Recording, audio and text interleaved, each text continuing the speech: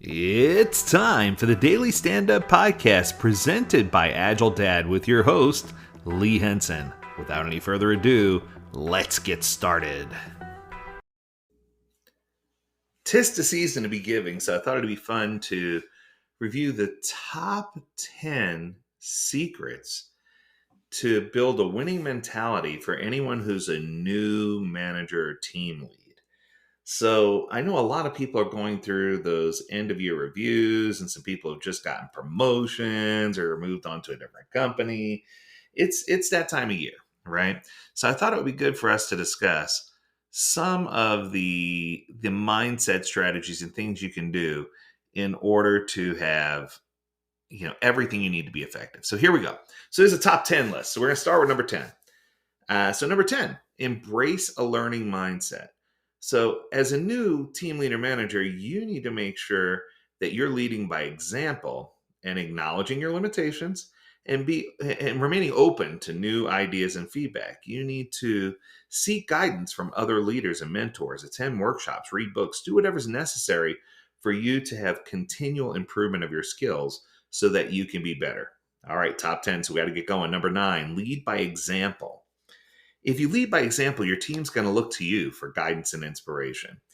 This is just a way for you to gain respect and trust from your team members, but you need to exhibit commitment, dedication, and professionalism in the work that you do so that you can lead and have the team follow suit.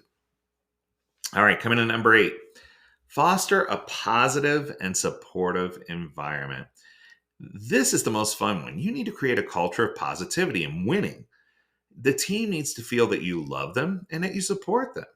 And you need to encourage open communication, active listening, constructive feedback. I think that if you create this positive ecosystem, it's going to lead to your team being effective in everything that they do. Okay. Coming in at number 7, because I think that's where we are, yes. Develop empathy and emotional intelligence. EQ is a big thing. And remember, empathy is a powerful tool for leaders, but only if they walk a mile in someone's shoes after they take their own shoes off first. So, developing emotional intelligence or EQ enables you to manage conflicts better, offer genuine support, and build strong relationships within the team. It takes you away from being that manager who pretends to care and puts you in a place where you do care. It reminds me of the quote from Richard Branson: people don't care how much you know until they know how much you care. And that brings us to number 6. Set clear goals and expectations.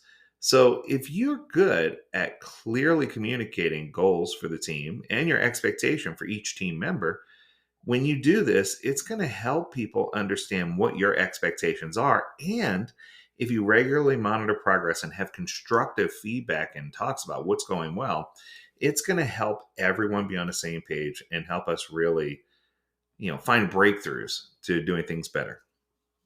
All right, here we go. Top 5. Number 5, encourage creativity and innovation.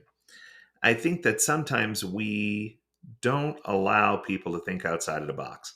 We need to be open to exploring new approaches and be willing to take calculated risks so that we can achieve better results and so that we can be happy about the things that we are trying to implement. Number 4, develop good decision making skills. As a manager or team lead, you're going to face challenging decisions. It's just going to happen. Sometimes you need to be the decision maker. So it's important for you to make sure that you get good at gathering relevant information, considering potential outcomes, asking the right questions, and involving stakeholders and people when necessary in order to help give you input. Don't be afraid to make a tough choice and stand up and be accountable for the results. You need to make sure you have that balance. Okay, number 3. Number 3 is delegate effectively. Sometimes we're tempted to micromanage, and it becomes interesting when you delegate tasks with that mindset.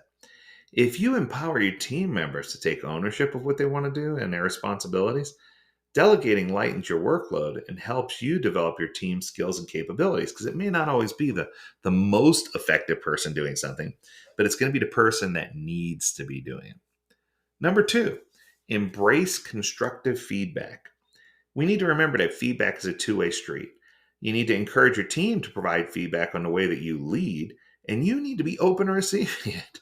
Sometimes constructive criticism can help you identify areas for improvement and really help you grow as a leader, right? And number one on my list should be no surprise. Learn to use help me understand. Those are the three most powerful words you could use. And if you start getting in a mindset where you stop saying no to everything or stop rejecting or stop listening with the intent just to answer and listen with the intent to understand, you're opening up a doorway, a pathway where you can say, that sounds amazing.